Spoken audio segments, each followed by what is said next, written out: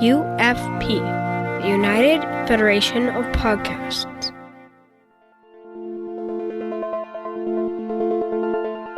Infinite diversity.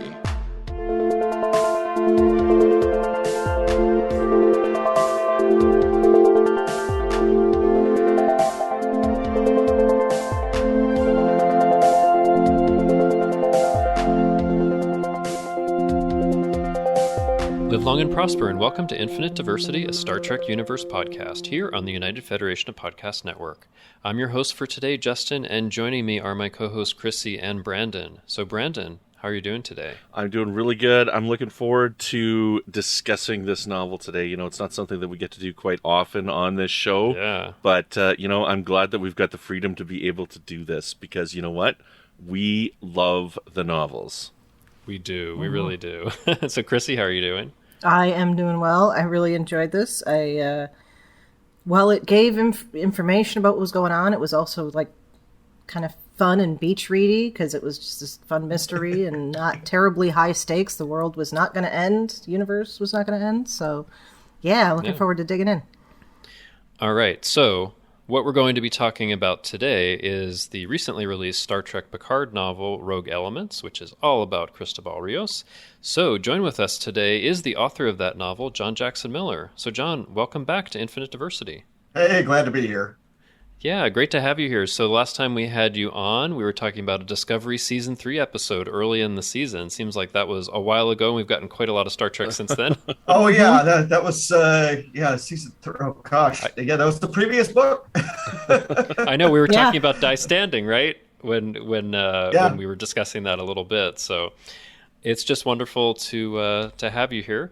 But before we jump into talking with you about the book today, we'd like to take a moment to thank our Patreon patrons who make our show possible, especially our associate producer, David Willett, who has joined me on that list. And listeners, if you'd like to add your name to this list, we would love to have you do that. And you can do that with your monthly subscription of just $10 a month at patreon.com/UFPEarth. All right, so let's get into talking about Rogue Elements. So, John, why don't we start out? Just tell us how this novel came about. What was the origin of the idea for the book? A couple of things happened in sequence here. I'd been just finished off working on the Emperor Georgiou novel, Die Standing, and that had come out in the summer of 2020. Basically a tree falling in the forest, more or less, in that, there were no conventions, any place to go to, no place to sell the book, except online. Even in bookstores, there were no events. And so it was a project that, I think was successful, and in fact won the Scribe Award for best tie-in novel that year.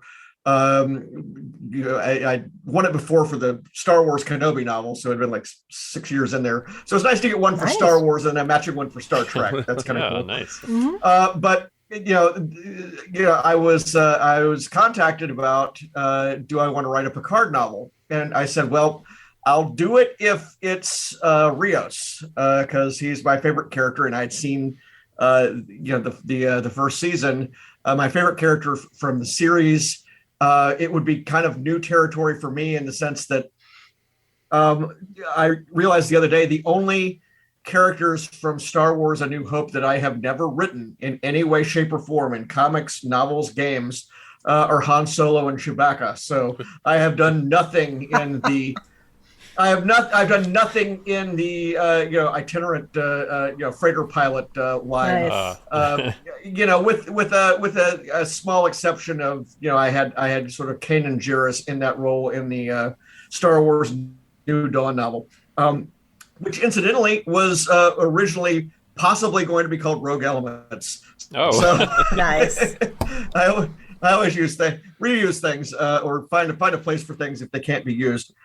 Just like Nicholas Meyer in the Undiscovered Country. Yeah, more or less. Why not?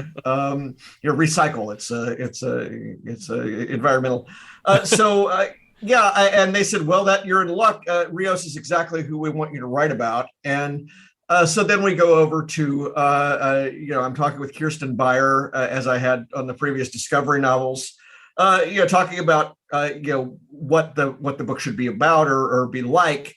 And I said up front, the one thing I wanted was for this book to be fun. You had mentioned, a summer beach reading. Mm-hmm. That's exactly it. I was saying, because we were at that point, 3, 4, 5 months into the pandemic. And, I knew that whatever I was going to be writing, I'd be writing it in the winter. So I was going to be doubly, quarantined up here in Wisconsin, where, it's we're having the Ryder Cup golf tournament here next weekend, which is probably cup. Yeah, that's the actual, not the actual cup, but that was a mug that has the souvenir mug cup on it. Yeah, but literally, I would say it is the last week you could have such an event in Wisconsin and not know for sure that it won't snow. So it's as early as early October, we should start to be underway again. And so I was like, I want to do a fun book because I'm going to be trapped in the house with this thing. It also struck me that, when we were talking about when to place the book, I had always presumed it would be, and Kirsten agreed immediately that it would be in the period after he got the ship or right as he gets the ship, and his early adventures and explaining how he got the holograms. Occasionally somebody will ask, well, why couldn't we see the Ibn Majid? Why couldn't we see that? The response is twofold. One is kind of, it would just be another Starfleet novel with a guy on a mission, and I'm not sure necessarily that's something the world needed another one of. Going from planet to planet.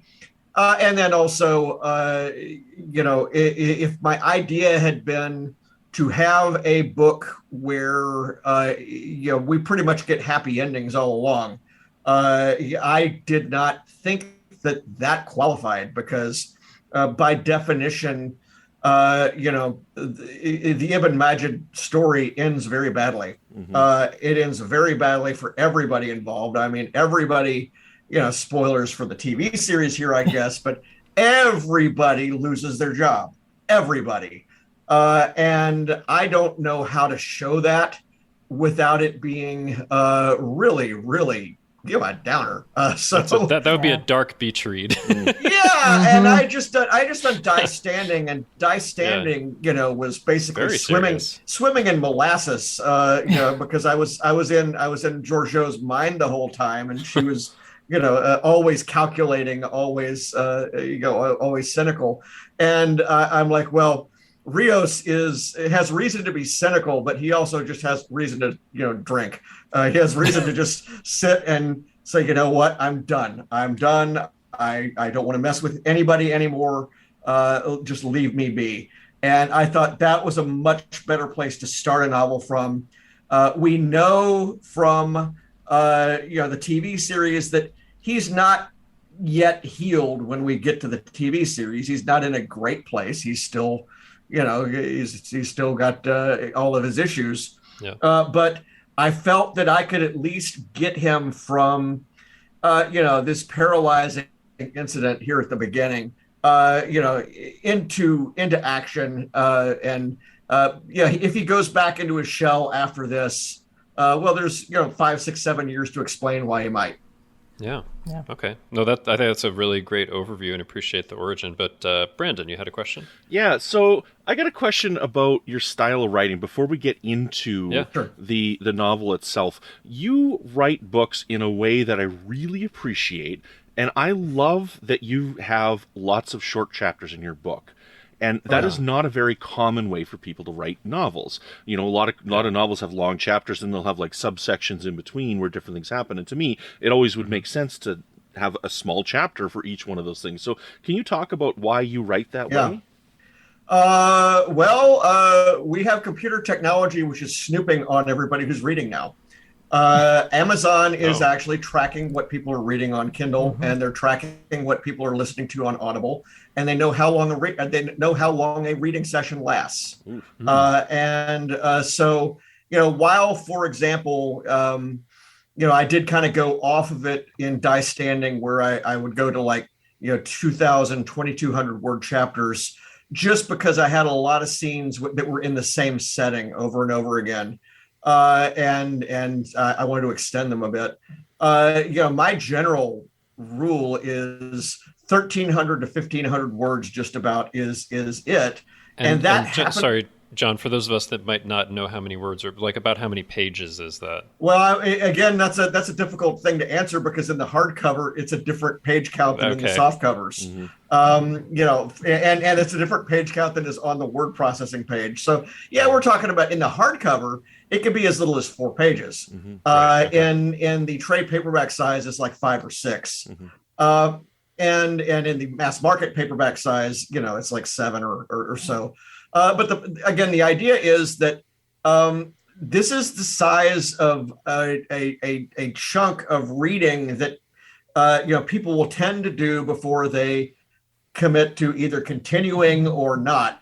People are much more likely to abandon a novel that they break off from in the middle of a chapter, because that means they're not finishing the thought. That means they're not finishing the idea, and particularly now that we're doing audiobooks for everything, I am always conscious of, 5 minutes is about what somebody can listen to on a commute before, they have to either, commit to the next chapter or not. And so it's a good, breaking point. It happens that this is the longest novel I've written. Not counting the Prey trilogy, but it's about 30% longer than any of my other Trek novels. And part of it was because it needed to be that long, and then part of it was because I was just having so much fun. Cool. It's interesting you asked that, Brendan, because I have noticed that. I mean, I'll read Trek novels, whether it's a short chapter or a long chapter, but I notice with the ones that have short chapters, like yours, John, I'll tend to just kind of like keep going for longer and be like, I have a couple minutes, I can read 4 or 5 more pages, as opposed to, it's 30 pages. I'll put it down for a little. So even though this is a longer book, I actually finished it. I mean, it's a lot of fun as well, but I finished it pretty quickly because it has all these short chapters. You're like, okay, the next one's only a little bit, and you just like keep going. And I think there really is something to that. So I appreciate it as well, because I think you have had that in other novels. I remember for Prey as well, I don't think there was a chapter that was more than 5 to 7 pages or something like that. So I just kept going through it. Takedown as well. We have 70 years of experience with television and commercial television, and knowing that, about 6 minutes, that's when you need the breaks. And of course, there's way too many commercial breaks anyway. And there are reasons that the segments have gotten shorter and shorter. But I think people are accustomed to having their entertainment in those size chunks. That's one of the reasons that I like that the streaming series that they've been doing for Star Trek, they still have act breaks. They don't actually say, here's the commercial, unless you forgot to, pay the extra $2 and do get the commercials. It just has a part where it fades to black if you pay not to get the commercials. But that's, I think that a lot of people like having that dynamic of, here's the scene, here's the act break, here's the pause space. Even in non-commercial television, I mean, all the British sitcoms that they had for years, they would have a scene break at some point, and you'd get music dropping in and dropping out. And it would be like part 1, part 2, part 3 kind of thing in the British kind of tradition. So there you have it. Cool.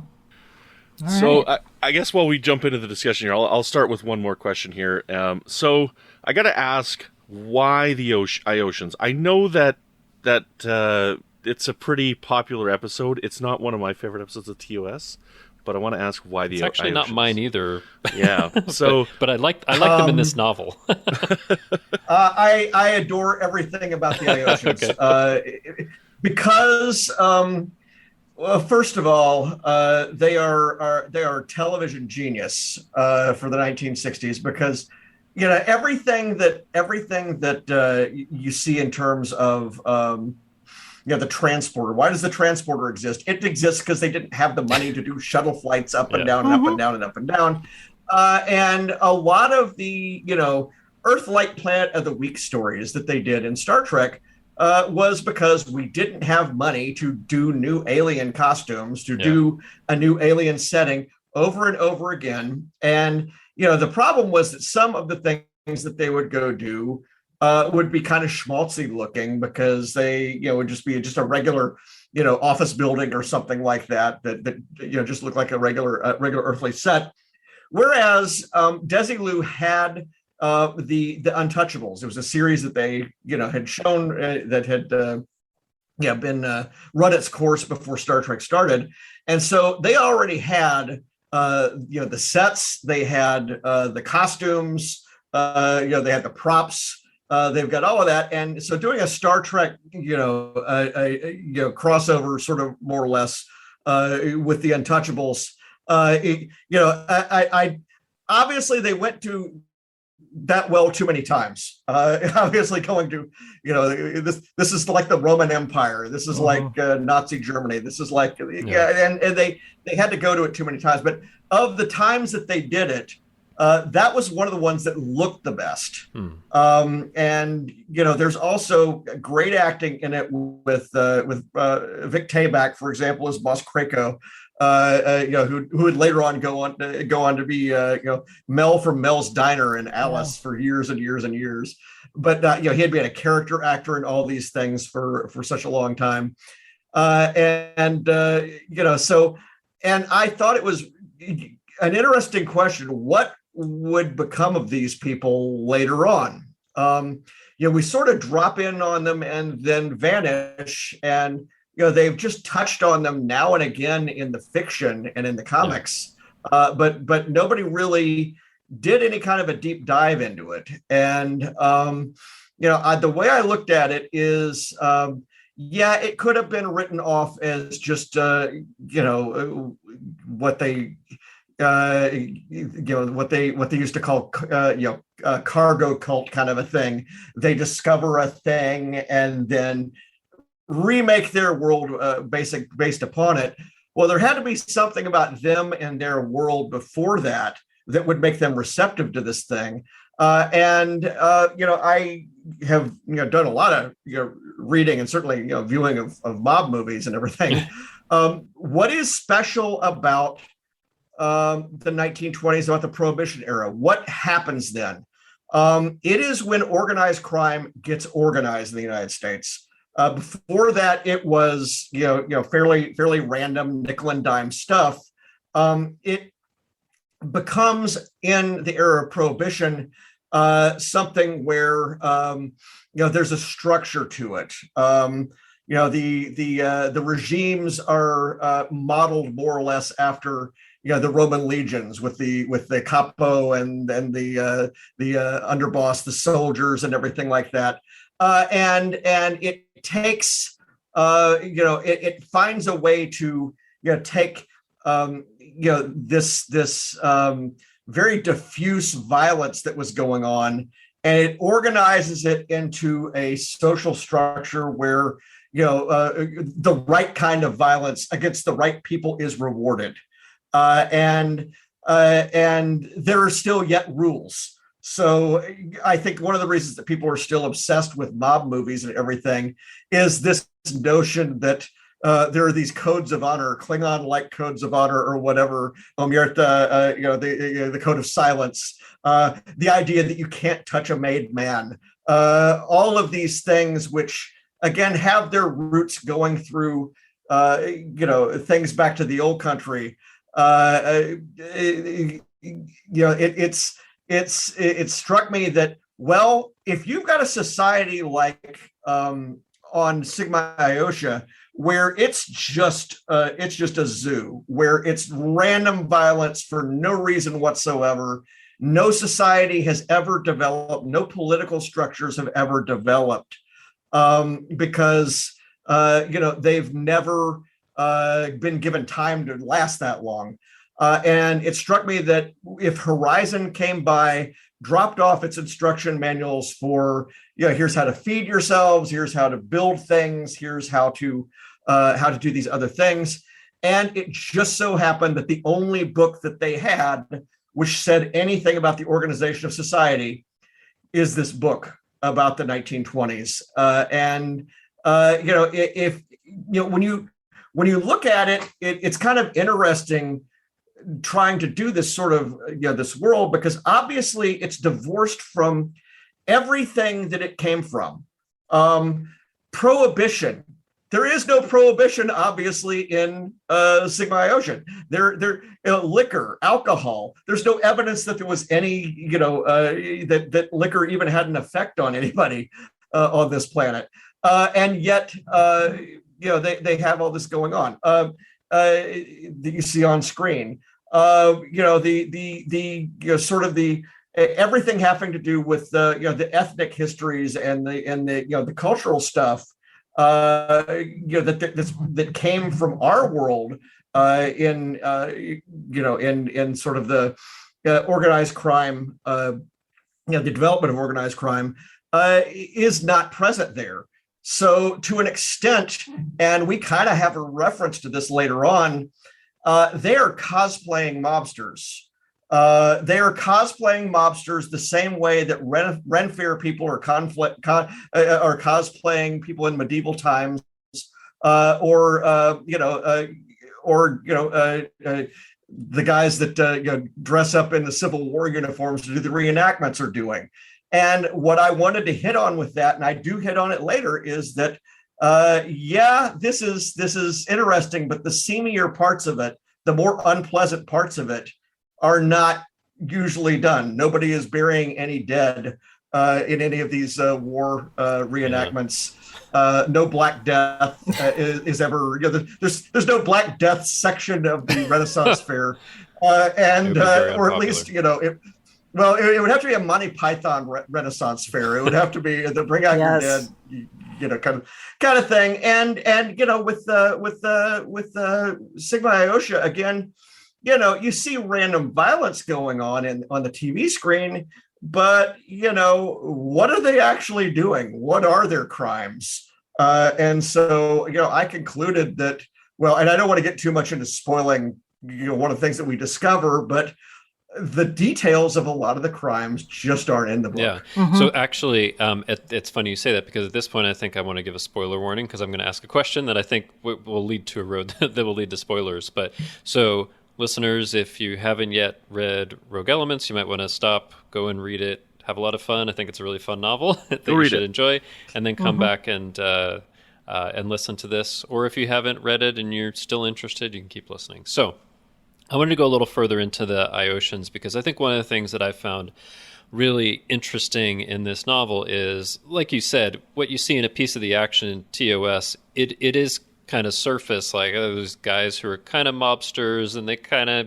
do stuff, but you don't really know how it works. And it's kind of funny, and that's it. But you're trying to build something up in this novel, because this is over 100 years later. Now they've gone into space, and they still have that kind of a bit of mobster mentality, but it's a little bit different. So, and what I liked as well is, so it intersects with Rios, because at this point, I think it's a couple years after what happened on the Ibn Majid. He's trying to see what he wants to do with his life. Maybe he'll get a freighter, and I think he has to, buy it from people that are associated with these Ioshians. And so you get to meet Ledger, who's a woman that's involved in this organization, and later on Boss Arco, who's also a woman that's involved in this organization. So I like that choice. But talk a little bit about kind of going from what was in the TOS episode and developing it out, because I think they had some common aspects to what you saw in that episode, but it's different, and I think it's a little more complex. Yeah. Well, certainly, we have to assume that the Ioshians got to space. The Ioshians used the translator and built all their stuff and left. I did not want to undo the end of the episode by saying that Sigma Iosha immediately reverted back to the norm. We discussed that there were emigres that left. and particularly, the group that Ledger is affiliated with is Boss Arco's, and I decided that Boss Arco would actually be. She's the woman in the red dress that is on Oxmix's desk, and she makes the claim, "I will never wear the red dress again," because whatever else they were expected to do, and again, who knows what what drives the Iosians have. She was there basically to be a trophy. She was there basically to be we noticed that there's also a woman in a dress on Krako's desk, and these are the only places that we see women in their society besides on the street. Mm-hmm. But again, there's no evidence there's actually anything going on there, and certainly with standards and practices in the 1960s on NBC, you couldn't imply that there was anything going on there, and this is something that you could tell if you watch The Untouchables. Because that's even several years before. So it's a very sanitized version of the mob world of the 20s. And what I wanted to do was kind of show that, all right, well, so we still have this system. The system still has these rewards, these checks and balances that are in it, and that those rewards would continue to exist even if you got if you took these people off the planet and they discovered the Federation and they discovered there were replicators out there and they discovered all these other things, it would still persist. My graduate degree was Soviet studies, and one of the things that I realized, and this is before the last 30 years. This was, or actually, it was before the fall of the Soviet Union, which caused me to not get my doctorate. I had readings that I was doing there, which were discussing how the selling and bartering of influence in the Soviet era mirrored the kind of kleptocracy that was going on in the Tsarist era. And so it's absolutely not surprising that we get to the 2000s and we still have a kleptocratic state over there. It's just we've changed the hat from the fur hat of the czars to the communists to whatever it is now. Well, and it was Putin on a horse. Yeah, I mean, there you go. And Putin is someone who was involved in the Soviet era KGB, so it's like it's even like one of the same people, right? Well, I mean, this is all it is something where the dynamics transport, just as we see in immigrant societies, and again talking about mob movies, the old country's ways come across, and people and you might change the political structures, but you don't necessarily change the political culture. You don't necessarily change the way that people look upon their leaders. The biggest difference between Western democracies and Russia, for example, is we had feudalism. We had a period in the medieval times in England and elsewhere where we had a situation where you get a Magna Carta. The Lord is responsible to the people who live on the land just as they are responsible to him. You have a two-way street.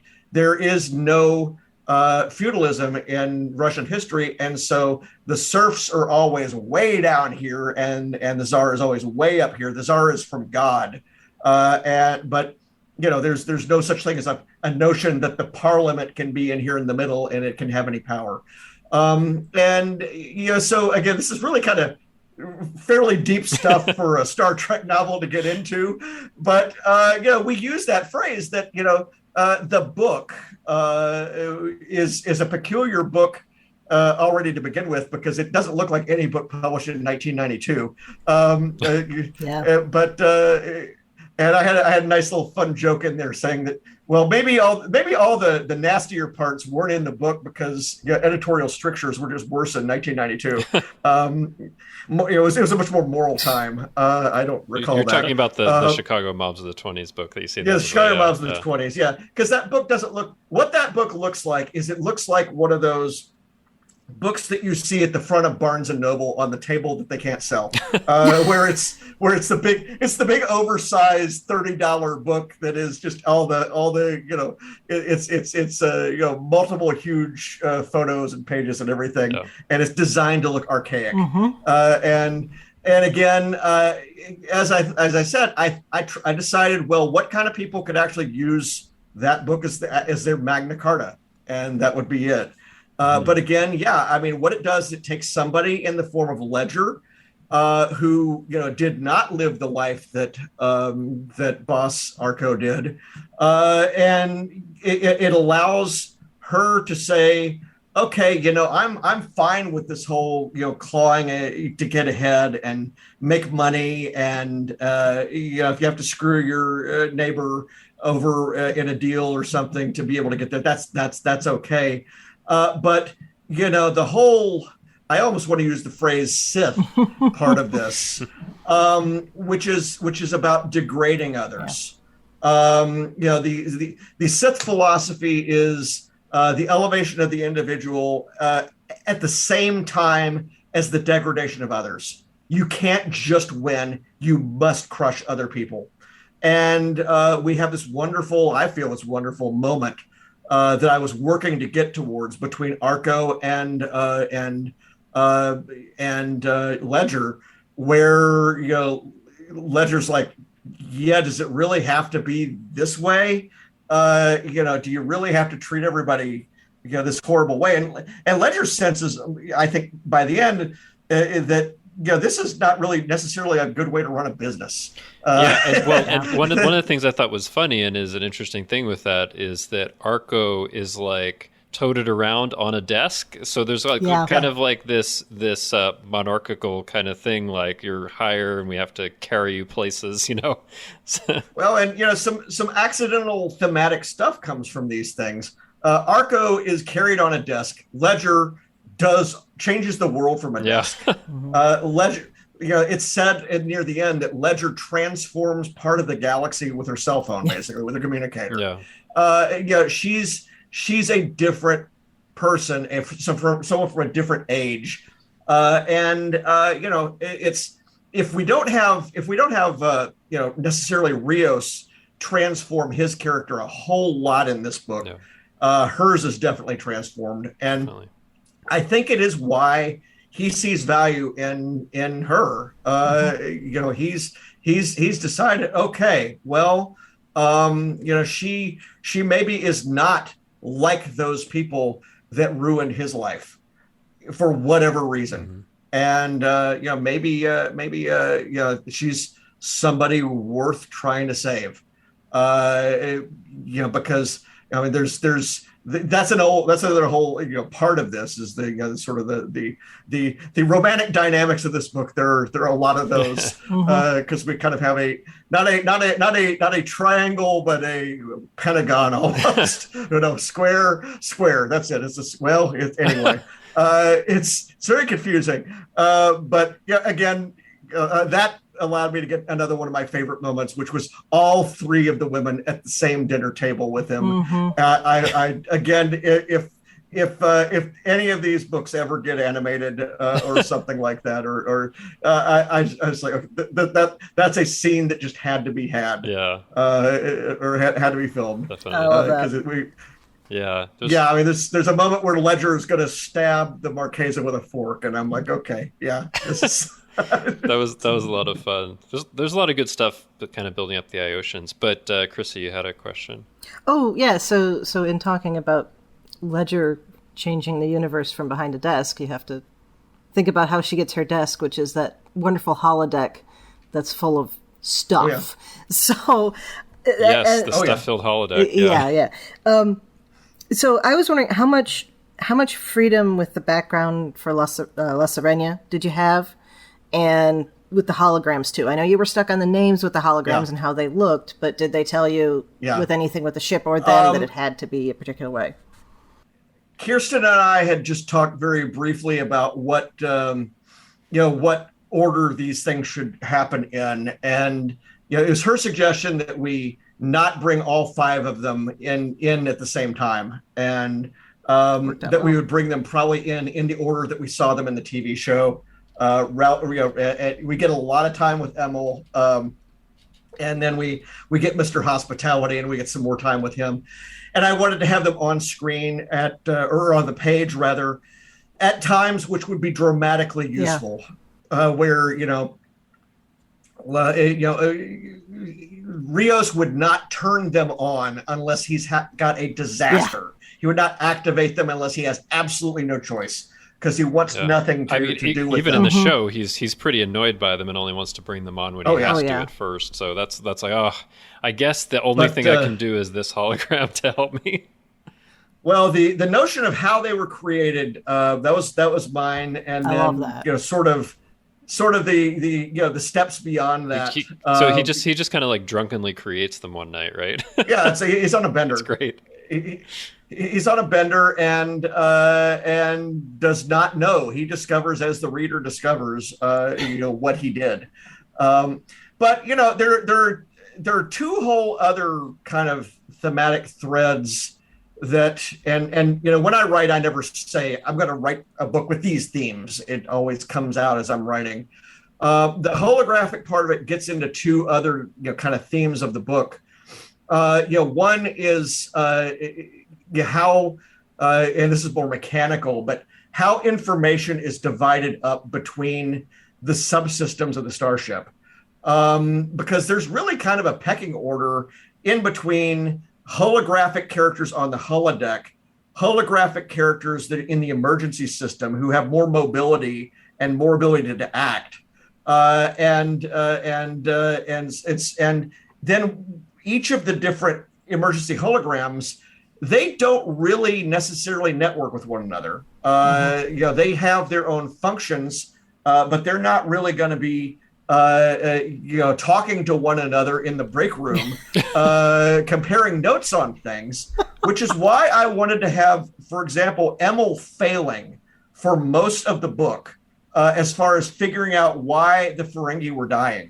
And I wanted that answer to only come when Rios sits everybody down at what would be the equivalent of a staff meeting.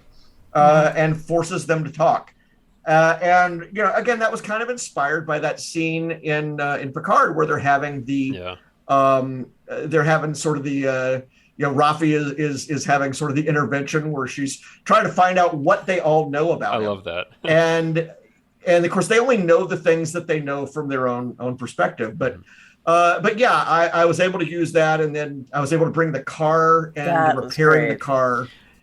Yeah, N is kind of a metaphor for it, because you're even now your tires do not tell your windshield wipers to turn on.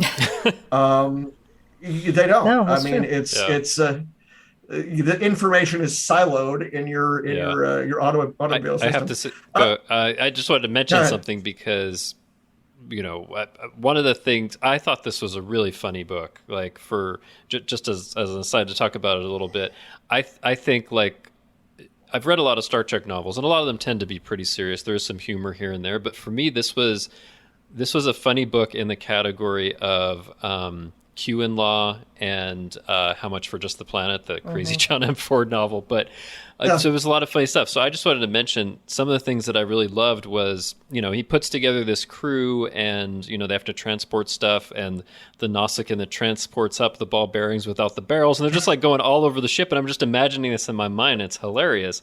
And then, of course, they get all this like kind of animal dung in these packets, and later they just kind of transport them down without the wrappers.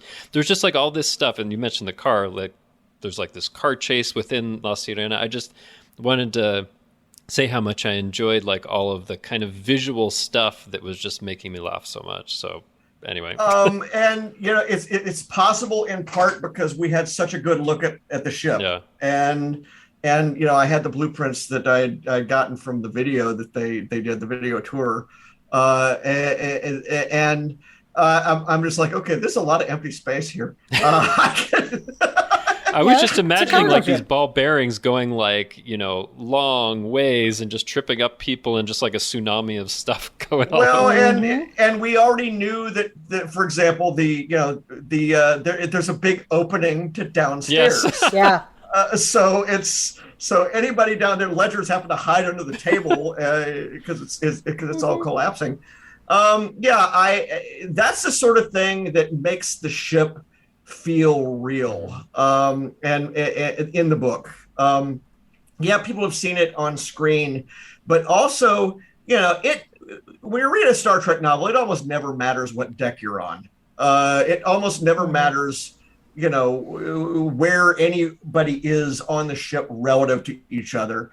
It did matter in Enterprise War just because I split the ship in half. But it rarely is something where you can force people to visualize. Okay, there's basically 3 decks and stairs between the second and the third. Yeah, and I mean you can basically see a lot of it just from the bridge because it's just so open, and you see what goes downstairs and it goes back. Like you can see a lot of what's going on, although there is more than what you can see from that view, I think. But. And I just knew as soon as I put the car on the ship, I said, "Okay, that's going into the galley. That's going into the galley." And I want machine gun fire. I want I want a car chase. I've got to have a car chase here. We were talking before about the holodeck. That also gets into the other theme that is kind of existing in this, and this again spins off of the Iosians, which is the importance of books, the importance of physical books, the importance of physical collectibles to people, as opposed to actual replicated ones.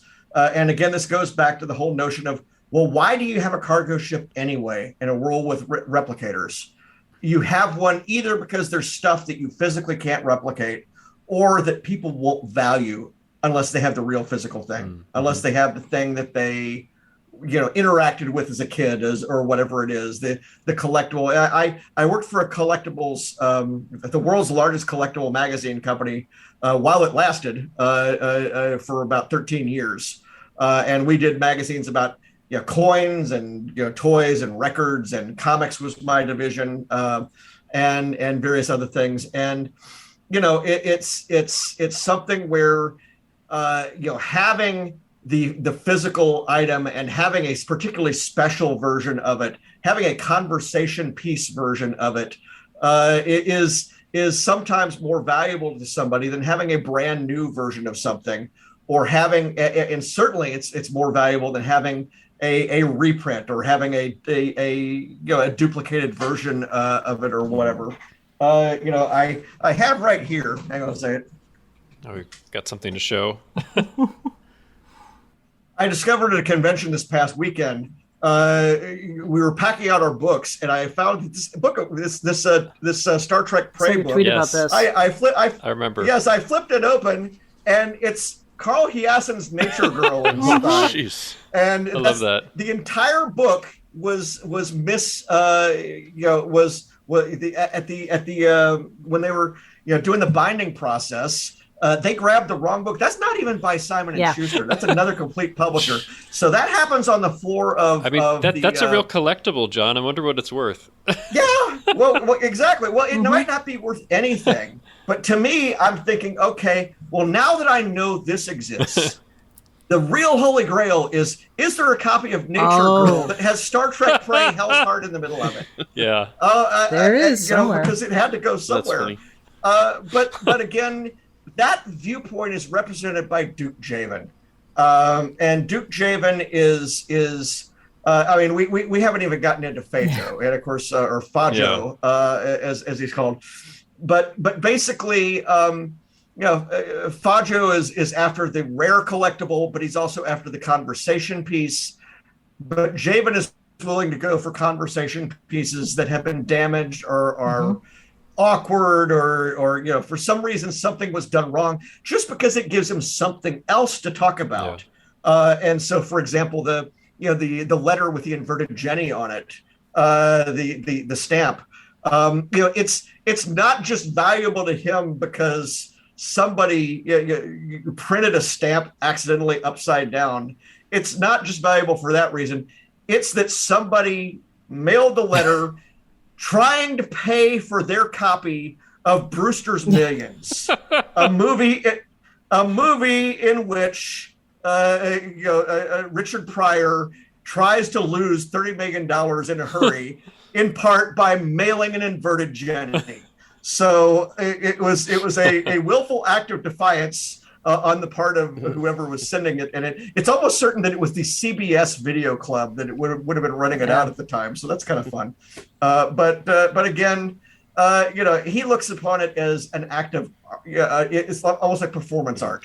This person had to know. But sorry, are we talking about something that actually happened, that mailing of that thing, or that's something that you're making up? Oh yes. Really? I looked up inverted stamps because there are quite a few of them, and in fact, there's even a mention that he had to get a 1 cent inverted stamp to make the 28 cent. I looked at what it would have cost to mail the letter back then, and wow. First class postage was 28 cents in 1986.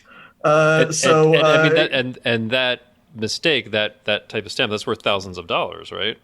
Yeah, well, the stamp on its own is worth money, but yeah, there are canceled examples of these things. Wow. Now, the idea that somebody actually mailed that one, for Brewster's Millions, I made that up. Okay, that's what I was thinking. But people did really mail stuff with those stamps, not knowing that it was. Oh, valuable, that was too good to be true. Okay. I mean, it's and of course the person who mailed the stamp lived in Truth or Consequences, New Mexico, which is just a city I love anyway. I've been there. It's a cool place. Yeah. But yes, the city that named itself after a game show in the 50s because there was a contest for that. Real story. You got it. Yep. Well, and see, every one of these things about this story is a springboard to have another conversation. Mm-hmm. And so, what was going on during the writing of this book? One of the things that was going on with the pandemic, and everything was, being, everybody was having to buy things mail order. The collectibles market for comic books and a whole lot of other things exploded. I mean, because people couldn't go to conventions, they couldn't go to movies, they couldn't go to, on vacation. So they started dumping money into things. I mean, my Star Wars comics that I've done, they're just off the charts, the prices on these things right now. And again, there are various reasons that people will buy things for investment or for nostalgia reasons or whatever. But I think the notion that the physical item has some meaning to it, has some merit to it, really kind of hits people when the whole non-fungible token thing starts. Yeah. Which was in the middle of the fall last year, pretty much. The idea that you can buy and sell a JPEG, the idea that you can buy and sell a digital file, and it will be unique. And the thing is, I'm not sure that works because it's really, people value the stories that they can attach to an item, but also there's the tactile, there's the smell of the pages, there's the where you were when you read it, that make things important. So anyway, we got to have this whole thing in this book with the collectors and the auction and Fejo's festival and everything.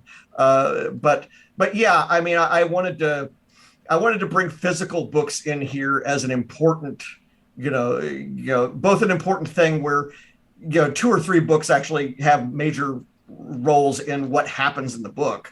But yeah, also, we have all these references to books throughout. We have excerpts from books. It's sort of an alphabet soup of themes here. So. Yeah, no, and I love that because I love physical books. But Brandon. Yeah, me too. That's why I buy physical copies of my books still, because I to me physical media is important, right? So. I'm so happy this is a hardcover. Yeah, it's great to have a hardcover. I was delighted to add 30,000 words to the book just because I knew it is never fun to get a hardcover and then the last 16 pages are blank or have nothing in them, because that happens. Because of how they manufacture books sometimes, but it's like, no, let's fill this up. So, as a reader of this book, I wanted to tell you how I read this book. Okay, so take this as the front to back. I hope front to back, yes, but take this. This is definitely meant to be a compliment. So, I have a very tough time interpreting humor when I'm reading it, and if I'm watching foreign films. Okay, so because I really need that context, and I need to hear comedy in order to be able to laugh. So I started reading this book, and I'm like, oh, this is going to be a funny book, and I had to read it as serious. So I took everything that happened in the book as a serious thing that was happening with serious consequences and whatnot. So when the balls were rolling all over the ground and whatnot, I'm not reading it as humorous and laughing. I'm reading it as an event that's happening in the book and whatnot. It's a thing that's going on. Some people get injured. So just to let you know that. So I know that your intention was to have this as a light and comedy and humorous book, but I didn't read it that way, and I really loved the book, right? And it's once I kind of started reading that, I was enjoying the book more. Just take it as the compliment that I'm trying to give you, please. I appreciate it. That's interesting. I wasn't trying to write a farce. I wasn't trying to write something that would. This isn't Douglas Adams kind of stuff. Well, here. and I put it in the category earlier of How Much for Just the Planet, which is really a farce, but I think this has a lot more substance to it than that. Well, I mean, there are some absurd people in this. There are, yeah. There are people who are profoundly unserious in this book. So Fejo's rivals, and I'll always pronounce it that way, even though I've seen the episode. His rivals are. I modeled them more or less off the one rival of his that we saw in the TV episode, Pelor Toth, because that was a ludicrous individual. Was that was the guy with the kind of metallic ring in his face? Yeah.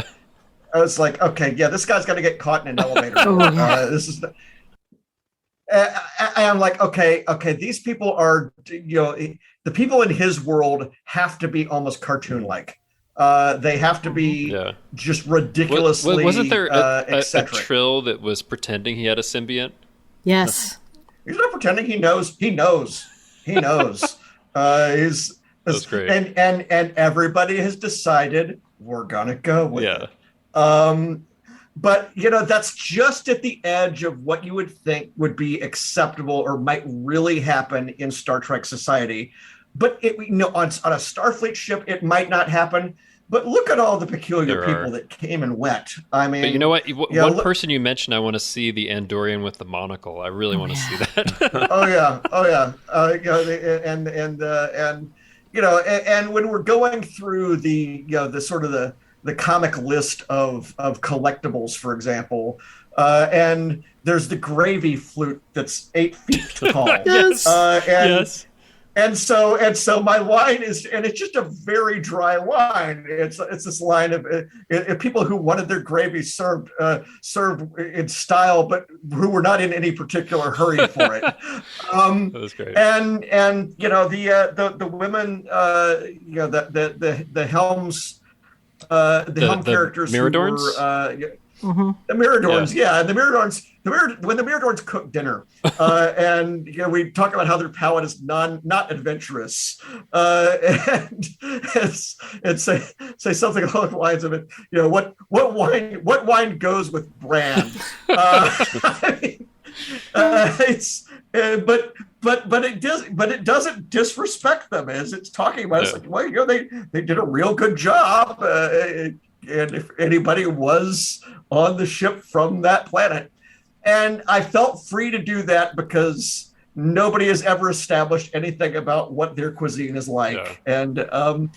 And so, and even if they had, that's just how they cook. So anyway, but yeah, I mean, I always had to make sure that I didn't do anything that was, too over the top. And certainly, things that are, I basically, I wanted everything to be one big face palm for Rios. I could feel the face palm and the stuff that was happening. He was like, I can't believe this is happening to me, but I'm going to go with it. and he is not somebody who face palms. He is somebody who just grumbles. He's just, okay, I don't know. And some of my favorite, bits is where he's just able to say, it couldn't possibly matter. I mean, it's whatever you're saying, just ignore her. She's insane. Whenever Ledger would say something like that, or I'm a parole officer or something like that. I gave the audio team instructions for how to pronounce things, but I also do a little, how to play characters. And I had said, you've seen Rios on screen. But basically, he should be in between a disinterested mumble and disgust. Those are his two gears. And if he gets really upset, he might swear at somebody. But that's it. I mean, that's and so anyway, I had a ball. I had a ball writing this guy, and so I could tell. It's really interesting, Brandon, that you mentioned that it's more difficult for you to laugh at stuff that's written. I feel like sometimes for me, it can be a little more difficult, but if it gets to a certain level, especially if it's absurd, I'll laugh. And I'm glad that I was alone for the most part when I was reading this, because I was laughing out loud quite a bit. but let's talk a little bit more about some of the things that happen in the book, because I think, there is Rios kind of getting this freighter, getting a crew together that we've talked about a little bit, trying to see what he wants to do, dealing with the Iosians, but it kind of gradually emerges over time that there are people looking to find more information for something he apparently has on his ship, which I really liked as well, that there's a history to La Sirena. There's a previous captain who was Klingon, which I didn't expect, whose name is Varangian, which translates to Ferengi in Klingon, which is beautiful. So I thought his character was really interesting.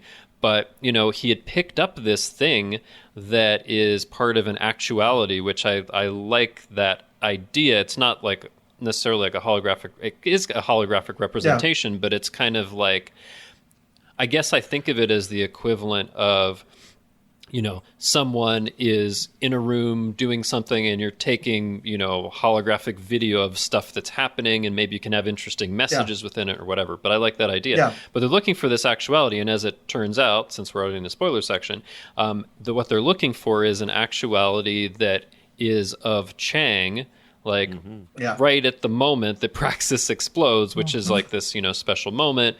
And there's this 100th anniversary that's coming up. Like, so that's what they're all scrambling for.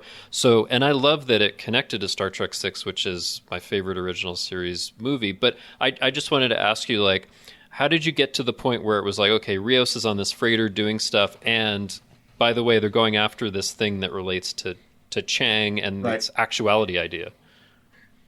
Okay, I can't exactly say what order this all hit my mind in, because plotting is very hard for me. Things just sort of interlock like the pieces of the puzzle. They gel and they lock together in some way that makes some sense.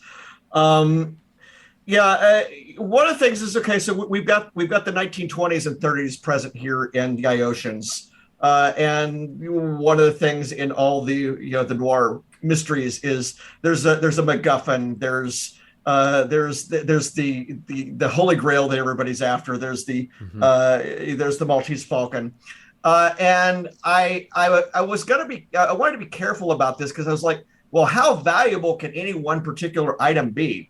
This has to be an item which is more than just, if you have two halves of the medallion, you will become king.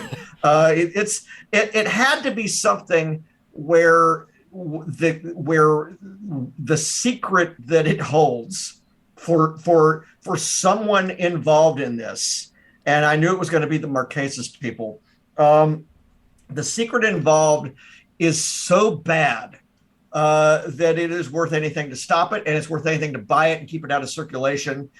And the riches that it seriously, that it promises have to be so high that you've got basically, Fajo and Palor Toff, and as we discover, Vash, all in this multiple, it's at least a year long, maybe longer race to try to get this thing. If we want to talk a farce, there was a movie called "It's a Mad, Mad, Mad, Mad World," where everybody was trying to find the big W, and nobody knew what the big W was. Well, this was kind of like that.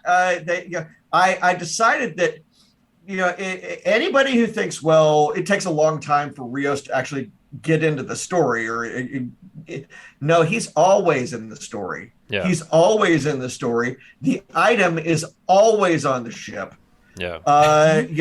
He has it from day one. He just doesn't know it's important. I do have to say, I didn't know what was going on or where it was going, but as soon as he found that item in the holodeck, I was like, that's important for some reason. I just don't know. I just don't know what yet. Yeah. And people just have to be patient. This sort of rolls. We don't know what the Maltese Falcon is until like the third reel of the movie. We just know that everybody's killing for it. We don't see what the Ark of the Covenant does until the last 10 minutes of the movie. This sort of stuff, it's where we get it though, where we discover what it is, is basically at the middle, kind of at the end of Act 2. It's really a 5-section book, but it's about at the 2/3 mark, and we still don't yet know why they're still wanting to pay for it. We now know what it is, and we still don't know why it's exactly as valuable as it is. Yeah. And so this keeps the mysteries going on and on and on. And then we get to the very end, and we discover, there's yet one more twist. Yeah. And the last chapter that I wrote, I was almost ready to go, and I said, oh wait, I forgot this. I forgot the whole business about, or not forgot, but I needed to underline that the Marquesa wanted Rios dead because of the secret, because everything pointed to it. Everything pointed to the only reason that Javen's sister would have gone underground for 100 years is if she thought he destroyed Praxis. Yeah, and he had the means, he had the motive, he had the opportunity. Yeah, I mean, I found this was a really enjoyable read. There was a lot of great stuff, but I feel like there's so much that we can't even possibly cover it all here, because we didn't even talk much about Marquesa Javen's Silvis project and some of the other stuff that's going on. I mean, I just feel like there's just I just enjoyed it really thoroughly. There was just so much that was going on that I loved. But and each of those set pieces, they take a while to figure out. Yeah. In any other of my books, the whole notion of just the hortiporters or whatever they call them, the flying arboretums that are transplanting acres at a time. That could be like a whole book. That would have been enough. Yeah. Because I was fascinated by that. I was like, wow, they're doing kind of what we would call terraforming in a really, really interesting way. But it was just like a certain element in the whole thing. Well, somebody, I think in a review I just saw today had a, and I don't usually see reviews, but my wife will tell me if I can actually read them. I know which one you're talking about, the Trekcore review. Yeah, and he says it's like a James Bond set. Yeah. That Bond will go to this exotic, weird place, and they never return to it. Yes. It's the big set piece. Yeah. So we have several set pieces in this, and then we have the big kaboom on Fajo's planet, and I loved everything about writing that entire sequence. Yeah, of Rios getting the better of all of those people. I have to say, I loved reading about the part where Rios has the car. It's basically packed with like dung explosives, and he's gonna like drive it into Fajo's mountain and transport out. I love that, because I was like, this is kind of absurd, but it's great. He's having a great time here. Well, but it's the sort of thing, if you go see a Marvel movie, you see stuff just right on that edge of this is right on the edge of incredible and or too hard to, or too silly to believe or too crazy to believe. So I would not have tried this in a book like the Enterprise War. Any set pieces like this. Die Standing.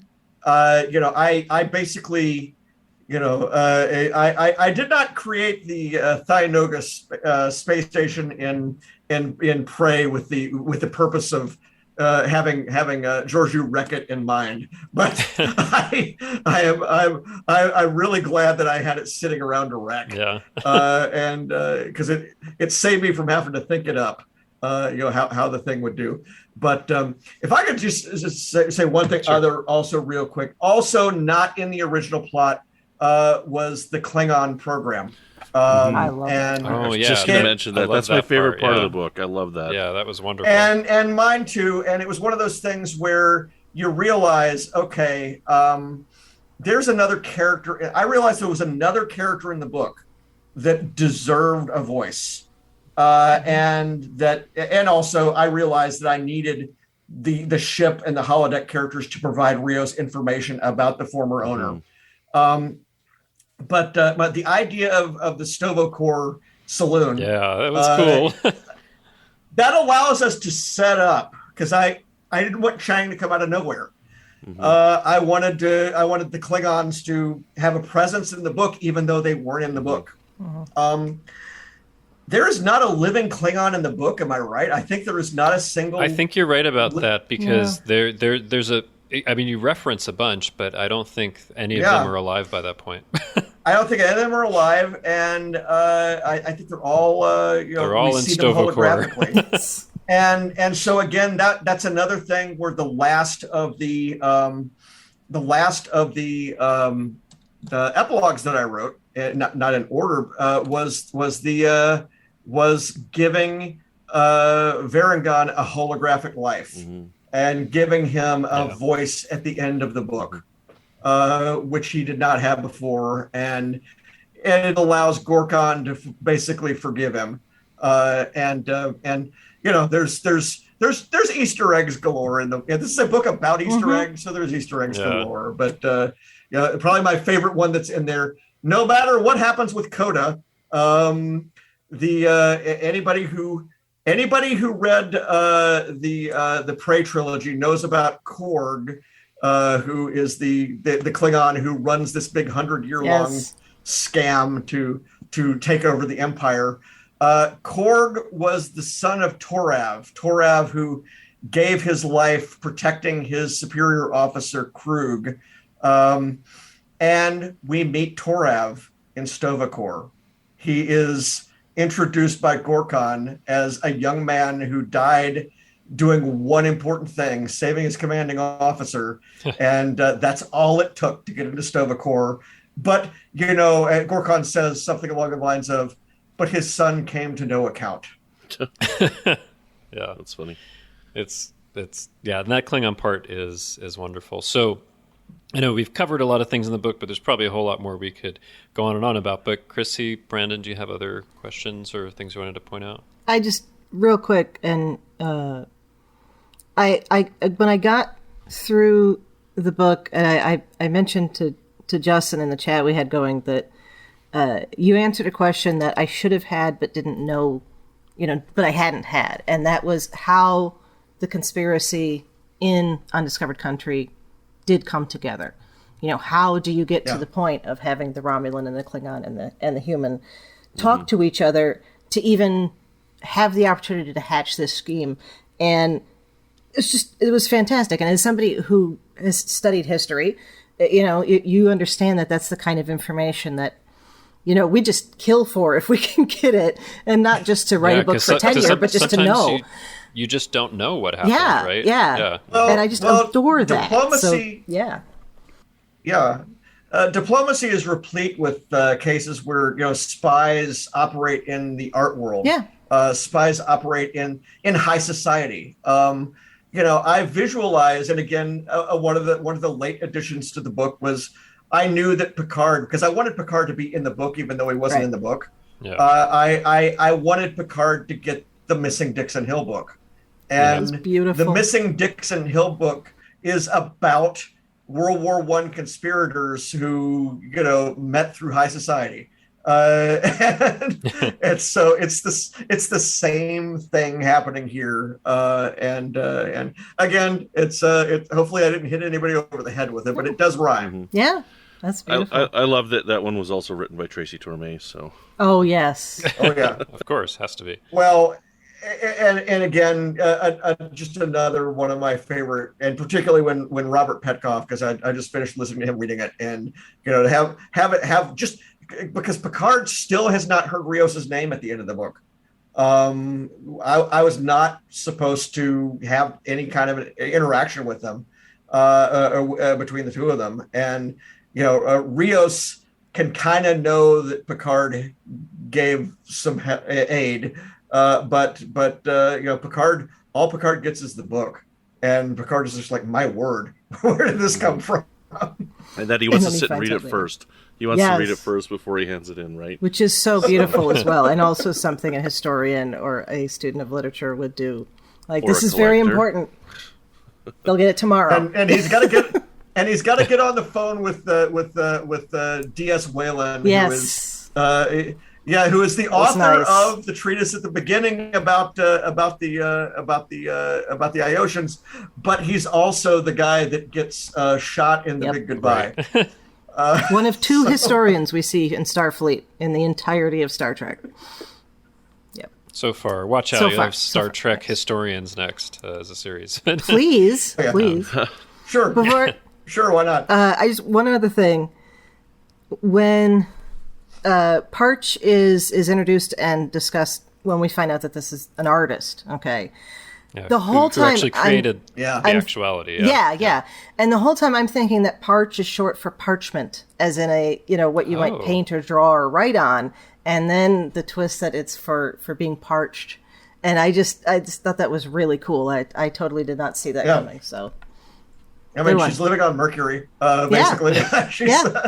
But also, metaphorically. And I'd even dropped the parchment joke in there as well. That anything she put in something, there are no mistakes. Yeah. They're all. I wanted because again, I wasn't going to spend a whole lot of time with her. But everybody was after her, and particularly she makes Vash's presence here meaningful because Vash has been basically a god. Vash has been traveling with Q. Vash could have the answers to anything. Vash must have decided, there are some mysteries that I'm not going to look at the back of the book. There are some mysteries where I'm gonna just let it play out, and Parch is one of them. So I mean, and the the actualities those are real. There is a section on the Museum of Modern Art website devoted to these things. That's cool. Physical objects. This was before talking motion pictures. That would display an image. No audio. Huh. But yeah, there you go. I didn't even realize that. It's. Oh yeah. Well, you think I'm just dropping these things of Museum of Modern Art? This is a cool thing that John created. Okay. But I mean, this is holographic, so it's different. But still. No, it's a thing, and the holography part is separate. And again, that allows me to also back in a little bit into some Star Trek trivia here, obviously, because we've got holograms that are seen in Discovery and then never seen again. So somebody must have decided that holograms as a communication device just aren't worth the effort. Until they give it another trial run over 100 years later in Deep Space Nine. But then they're like, we still not into it. yeah, there you go. And then in the 32nd century, they're like, maybe. But no, that's wonderful. Brendan, did you have other? Yeah, I got a couple things. So I just wanted to know. So when I was reading Parch, I pictured Whoopi Goldberg from The Stand as Parch. Interesting. So yeah. So I just want to tell you that. And then, I don't... That could work. I don't know if it was intentional or not, but when the auction scene started up, and the auction scene was going on, it actually made me think of one of I think, underrated episodes of Deep Space Nine, which is Q-less, right? And then I was actually quite surprised then, because at that time we didn't know Vash was in the story yet when that happened. Yes, and then all of a sudden Vash shows up, and I'm like, oh my goodness. Did you realize it was Vash until it was revealed? I did not. I didn't either. And by the way, very clever that she calls herself Zandra Quimby, so XQ, Q's X. I was like, that totally makes sense. But yeah, I was reading the epilogue and I was like, wait, what? That was Vash the whole time? I had no idea. Again. That's something you can only do in a book, because you couldn't really easily do that on screen. But I love that books can do that kind of thing. Yeah, exactly. And again, I want you to reread this book. I want everybody to reread it. It needs books. it, yeah. And this particular one, it's like, okay, you probably missed stuff. Mm-hmm. Yeah, probably. It is kind of what it is, but also, now that you've read it once, you'll go back and you'll reread all of the Quimby scenes as Vash. Mm-hmm. You'll reread all of the Fajo scenes as what he's really trying to do. Mm-hmm. You'll reread all of the Glake scenes, the scenes with the big bruiser guy as what he's really trying to do. Even Yerm is there on a mission. Everybody is not who they say they are on this ship. So the notion is you'll go back and watch it again and watch it read again. it again. It's interesting too, because the Ferengi was the one from one of them. Holiday, Sovok right? was the one from Captain's Holiday, played by Max Gradentick, which had Vash in it, right? Which had Vash in it, yeah. So which and you will notice that Vash does not want to be seated with him. Yeah. And she sees him on the floor, and she's like, "Oh, going back." Mm-hmm. And so anyway, and so it's I think it. I hope that I did justice to this thing. I hope I did justice to Rios. Certainly I tried to do justice to his social life. Did that.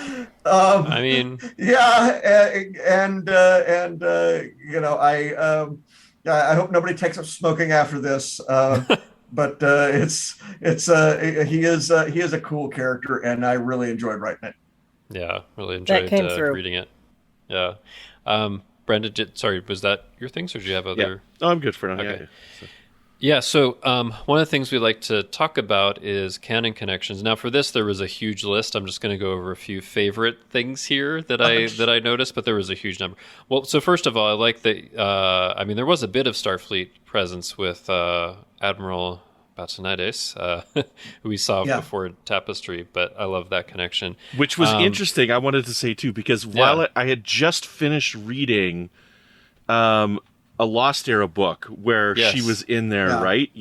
So it was the Well of Souls by Ilsa J. Bick. So it was interesting to get this character at two completely different points in their career, So great. Yeah. I also like that you had the USS Galagian, which is the guy who's the chief engineer in the Enterprise War. I saw that and I was like, I know who that is. I like that the first actuality they encounter is of T'Pau. Also, there was a reference to the Queen Arachnia Stellar Special #1 comic book. I want to see that comic book. Can you write that for us? Well, and you'll notice that I have one of my Iron Man issues back here in plastic. There's a joke basically there about slabbing comics. And which is something that I covered at the very beginning when they started doing it. There's a joke in there about apparently whatever bad word is in this comic book, and they do destroy comics because of bad words. is so bad that they encased it in plastic to keep anybody from reading it. And Rios thought that was an overreaction. Yeah. So. That's great. So you mentioned there isn't like a Klingon who's alive in here, but you get in a lot of references. Kor, Kang, L'Rell, Gorkon, Chang, of course, Krug, Duras, Lursa, B'Etor, T'Kuvma, Koloth. It was just great, like all different eras and some of the Discovery Klingons too. This is not a Star Trek reference, but I think I caught a place in there where somebody said "Sledgehammer," not the song, which made me think of the Peter Gabriel song. And it took me so. It was extremely, extremely hard for me not to have in the prayer that T'Pau is giving the phrase "heart and soul." Oh yes, which nice. Although the lead singer of that, her name is Carol Decker, and that's a couple of good Star Trek names right there. So let's see. Oh, I noticed there was a reference to Second Contact, which made me think of Lower Decks. Is that your intention? Yep. Okay. Well, there's a third contact. And there's a third contact as well. Yeah. For the Iosians. Yeah. And then there was some stuff around the Borderland, which from Enterprise Borderland, Varix 3, and some Jonathan Archer and stuff like that. Anyway, so that was just stuff I noticed across different eras. It was a lot of fun to pick up on. Chrissie, did you have other kind of connections or references? I think you hit all of them. I did appreciate that there were that Sto-vo-kor included women because of how masculine of a society that really is, and you know damn well that Azabur made it to Sto-vo-kor, you know, so I like that. And also it underscores the degree to which Varangian is a decent person. Yeah. And again, you kind of back into that. We first see him being destroyed by the job and telling Rios, no matter what you do, don't do this. And we were basically introduced to him by him giving his last log as he's dying. Yeah. So. Yeah, no, it was his death scene. His death scene is his first scene. And then we back our way through his life by all these others who interacted with him. And in fact, you know, the holographic creation from him at the end only exists because he interacted with these holographic characters. The computer has a memory of what kind of person he was. And you know, Kahless, it was fun to get to write Kahless, the real Kahless as opposed to the clone Kahless.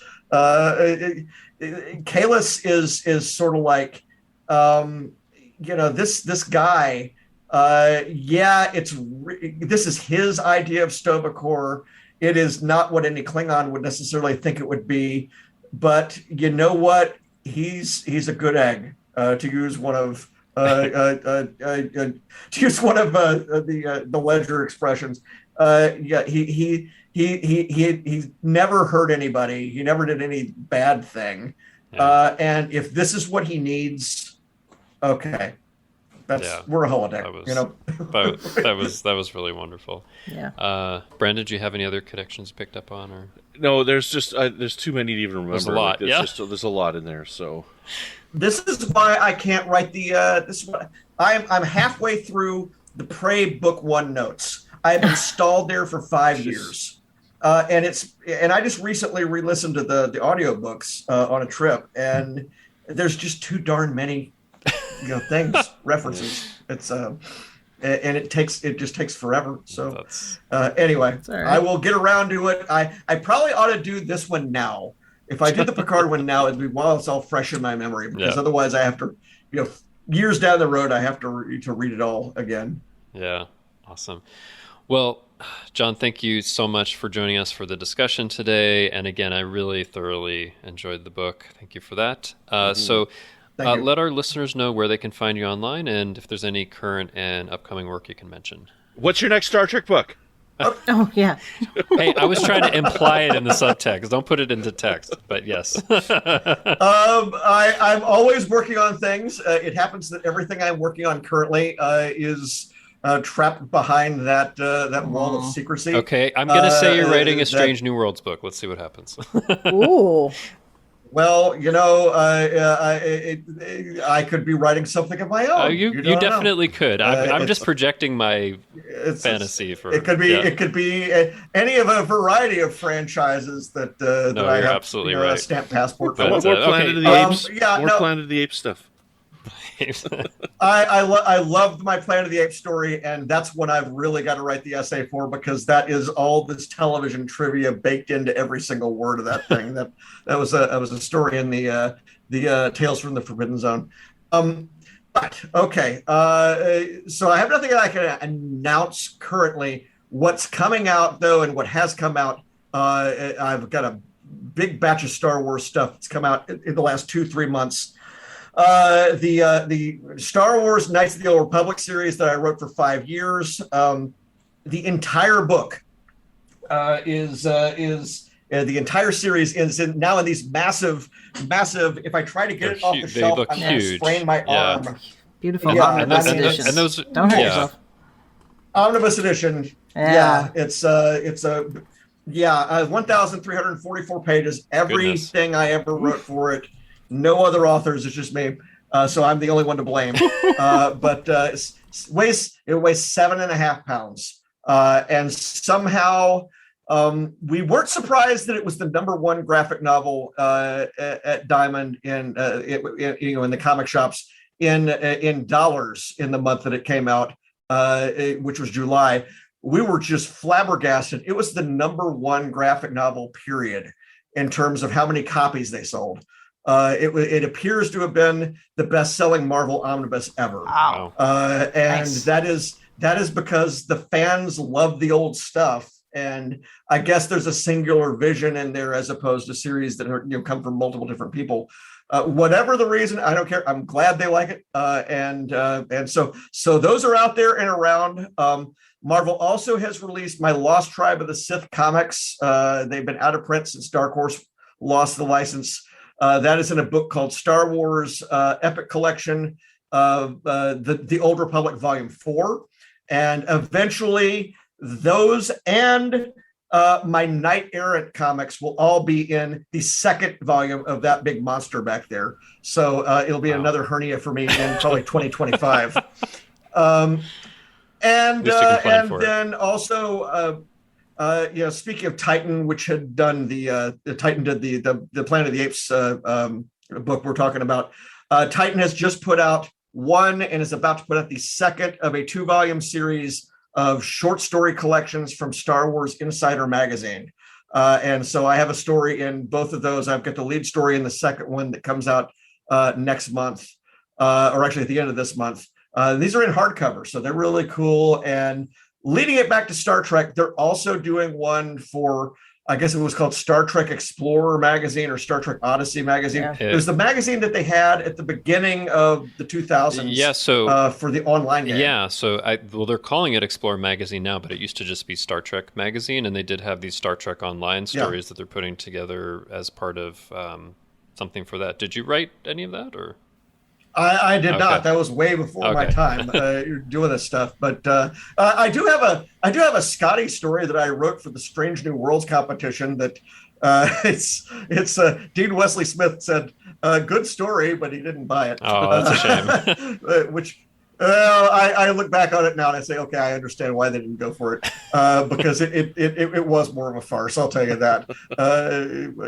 But I should post it one day. You should. It would just be fun just to see what it is. So maybe for Christmas or maybe for Star Trek Day or maybe for something like that at some point. Because it would be my only official fan fiction, since normally I don't actually write anything for franchises unless it's going to be published. So yes, all of those people can find me JJM Faraway on Twitter. All those notes I was talking about are on my website farawaypress.com, and they can also get signed copies of the books or the big massive book that way. And on Facebook, John Jackson Miller, Instagram, John Jackson Miller. But I'm still trying to figure out what Instagram is for. For connecting with people with beautiful photos and videos and stuff. I suppose so. Well, no, I could have a whole tangent on that, but it's been good for my wife's band.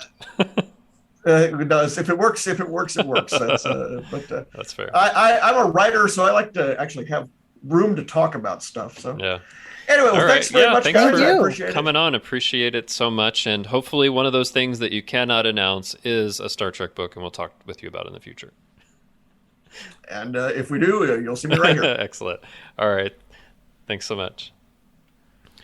All right, listeners, we'll hope you really enjoyed that interview with John Jackson Miller about Rogue Elements. You know where to find us. And I'll just say, since you heard from us earlier this week, next episode we'll be talking about the next episode of Lower Decks, which we know the title to, Where Pleasant Fountains Lie. So until then, peace and long life.